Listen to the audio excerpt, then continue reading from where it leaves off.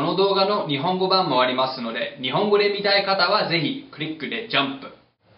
Hey guys, I'm back from South America, here in Florida, gearing up to go back to Japan, back to work, and back to making YouTube videos. I have a lot of ideas and a lot of things that I want to do. So today I want to talk to you about what you can expect from this channel in the future and hopefully get some of your ideas and your advice.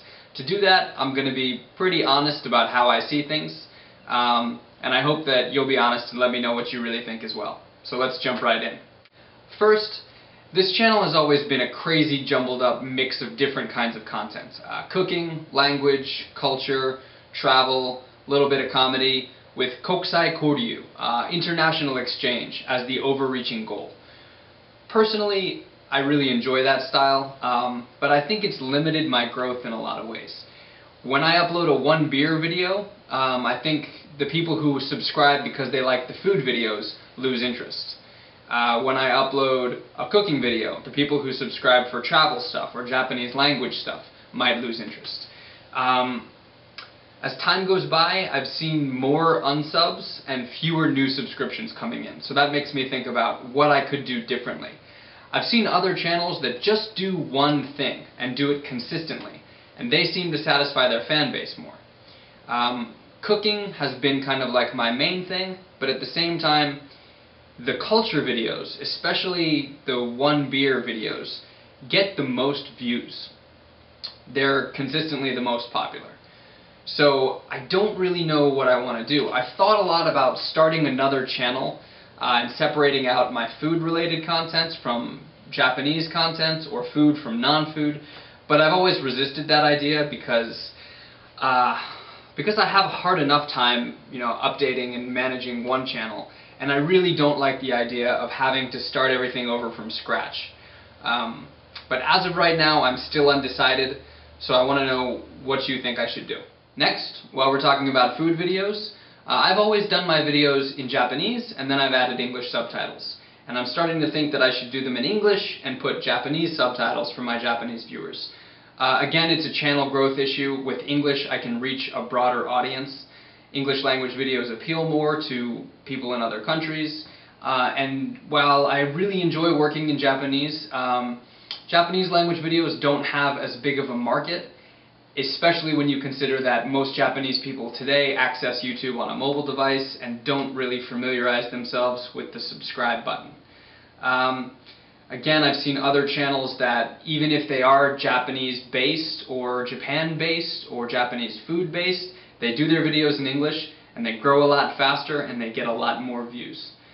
What do you guys think about that kind of stuff? Would you still be okay if I was doing English language videos with Japanese subtitles, or do you enjoy having the videos to watch in Japanese? Next, on to my up-and-coming video schedule. I really appreciated the response to my America's Best Japanese Teacher video. It was kind of a departure for me in both terms of how I made the video and the content of the video. So far it seems like most of you guys have enjoyed it. Some people didn't get it, but that's cool. I liked it, and I'd like to do more in that vein, but I don't think I'll be able to do them that regularly because they take a lot of work and they require a lot of collaboration. I don't Photoshop, so my friend Brett did all of the Photoshopping. My friends Rachel and Kale did all of the music, and I was really happy with the way everything came out, but for that 4 or 5 minute video it took like a month and a half to put it together. So I do have more scripts for those, but they'll be fewer and farther between. If you have any suggestions, or if you have any Japanese questions that you think might lend themselves to humorous explanation or misexplanation, send them to me on Twitter or Facebook or in the comments. I'd always appreciate your input. For the food videos, I've got so many recipes from the trip that I'd really like to share with you. I can't wait to start posting them. So I'm going to do a couple of new cooking series, and those will start in April, hopefully, when we're back in our new apartments with our new kitchen. Really excited for that. Also, the One Beer with Bobby videos. I love doing those. Those are some of my favorite to make. But I really like them a lot more when I have Japanese people with me on camera, or my friends with me on camera. The Nira video is still really popular. So I'm going to try to make more of those when I get back to Japan. So that's what's on my ideal schedule. And then just last thing before I go, for those of you who are wondering why subscription numbers and view numbers are so important, just a little bit of honesty. For one thing, I like the attention. I think most YouTubers do. It's rewarding and it's encouraging, and when I'm seeing growth, it makes me feel like I want to produce more. So there's that. The other thing is that it's kind of relevant to my job and to my future. For the record, I don't make a lot of money off of YouTube videos, maybe enough to go out to dinner once a month, something like that. And actually, for the last year or so, I see almost no difference in ad revenue when I'm making new videos and when I'm not. Which means, on one hand, it's great, I have enough old videos that are still generating interest, people are still finding them, and they're bringing in tens of thousands of views a month. But on the other hand, it really means that, in effect, producing new videos is doing nothing for me. So once I realized that, I kind of lost motivation to keep doing it while we were traveling. I already had the TV project that I had to produce every month, I had a magazine thing that I was working on every month, and the stress of traveling, plus the stress of putting together videos for work, and then on top of that, finding the energy to do YouTube videos when I felt like it didn't matter whether or not I was making them, I just couldn't keep it up. So that's the truth about that.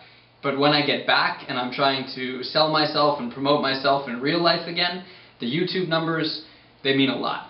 You guys are my platform and my portfolio at the same time, and I really appreciate it. The subscriptions and the views that you contribute now, those are going to make it easier for me in the future when I'm trying to sell a cookbook or get onto a TV show. It really does help. I'm not as good as other YouTubers are about translating their YouTube presence into street cred, but I've done okay with it in the past. You guys have helped me get onto TV and into magazines, and I want to keep going forward with that. So I'll need your help and your support as always, and thank you very much for what we've already accomplished. So let me get your opinions in the comments, your ideas. As always, thank you, thank you, thank you. If you have any other ideas or things that you'd like to say, I'm more likely to respond on Twitter or Facebook, but I'm always happy to get comments from you. And I'm looking forward to making more videos. See you soon.